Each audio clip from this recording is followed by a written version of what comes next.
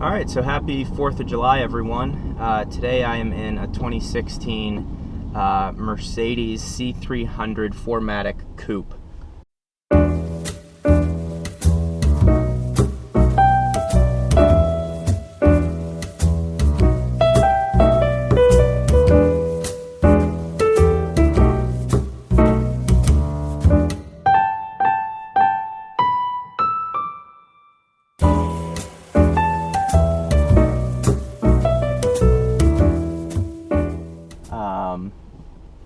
It has the sport package on it, so that means I have 18-inch AMG 5-spoke wheels, sport tune suspension, sport braking system,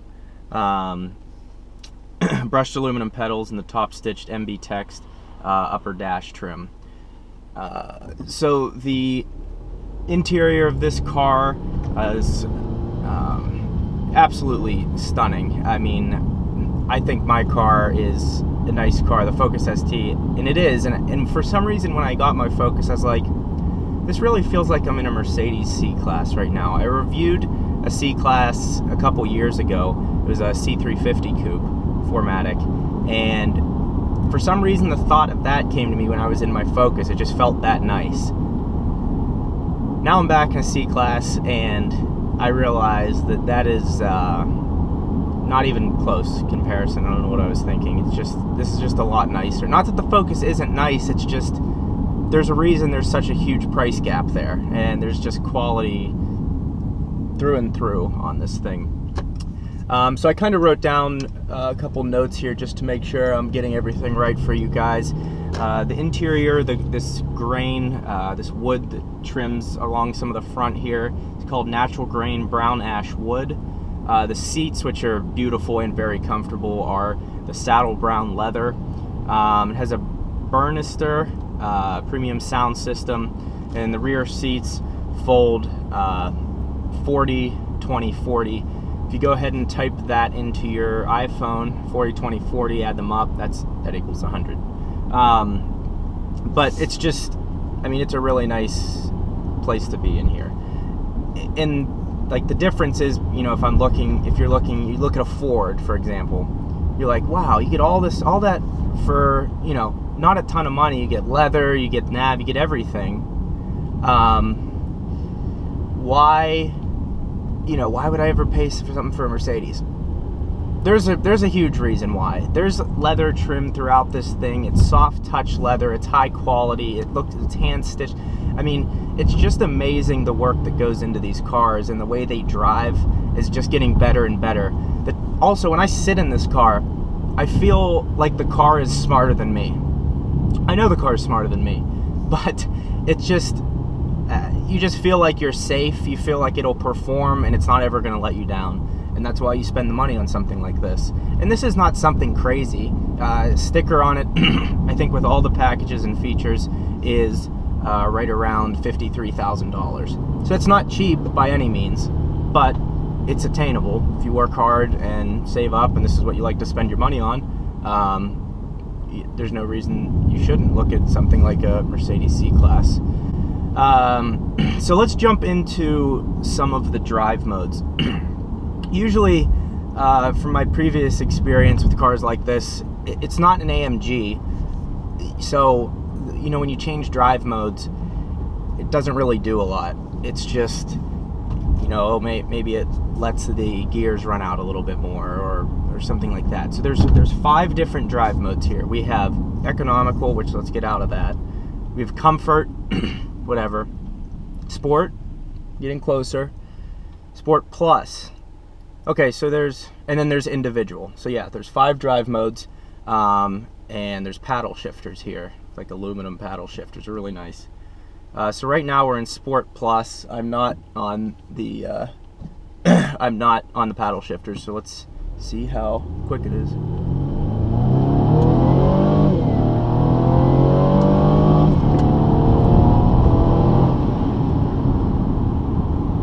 It's pretty quick. Definitely doesn't have, when I was first looking at this car, it definitely doesn't have the power of the C350 that I drove. Obviously, it's not that bigger engine. This is I guess perfect time to talk about performance. This has the 2-liter turbo 4, so it's boosted, and it has 247 horsepower and 273 foot-pounds of torque at 1300 RPM. So that comes on early, and it feels very efficient. I think miles per gallon, we're looking at about 28 city, 34 highway, which, I mean, very good. So it's not quite what the other one I reviewed is, but it's quick. It's kind of funny, my Focus actually has more power than this, and they're rated just about the same on 0 to 60s at right around 5.8, 5.9 seconds.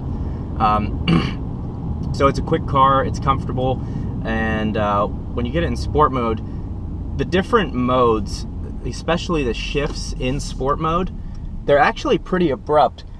What I came to picture in my head, which is fully exaggerated, is when Clarkson is in the Aventador and he's just ripping those gears and he just goes back in his seat like that. No, this doesn't feel like that, but you feel the difference in the gears just when they change, like boom, they change. So it's a big improvement over their other paddle shifting systems. It's a 7G, what did I write down here? Let's just get it right. 7G Tronic auto transmission with the paddle shifters. So yeah, that's about right there. It also has this eco start stop. There's a little button with an A around it here, and basically if you touch that, it shuts off. I think that's kind of annoying. I know it's efficient. They obviously wouldn't let that out in a car if it wasn't more efficient to have basically just one cylinder is barely going, keeping the engine alive. That's how it's able to do that. But that's how that works. You just hit this button, it shuts that off. That's, if I had this car, that's how I would drive it, with that off. I don't like it. So driving with this car right now, it has a leather steering wheel. This steering wheel is perfect as far as circumference of the wheel. It feels, it's the right size in your hands. It sits really nice, doesn't feel too skinny, doesn't feel too thick. And it has a flat bottom, so that just adds another little cool feature to it. You can hear it downshifting. There it is, down in the second. And we're gonna go to first? No, we're gonna stay in second.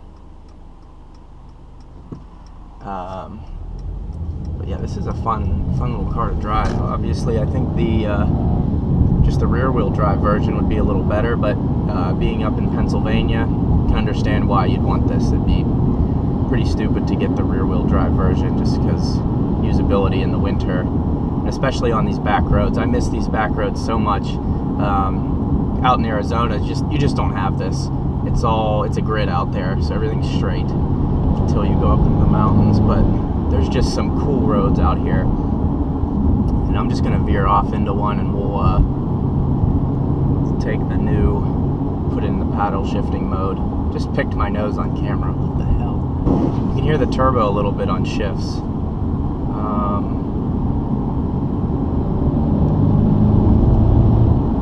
Yeah, you can. And I'm sure as you break the car in more, it's going to be more relevant. But the other scary thing is because these cars are so well, they're so well built, and the insulation in them to reduce exterior sound, you don't realize how fast you're going half the time. I mean,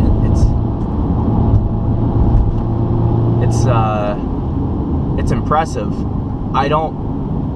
I mean, this isn't an AMG model, but I wouldn't prefer that. I would prefer noise. But if you're just driving around in this thing and you want it to be your daily and, you know, your nice car, that's what you want. And, you know, if you want to hear it, put the windows down.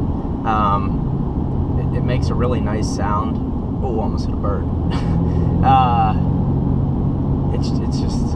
It's a fun car to drive. It feels pretty agile too.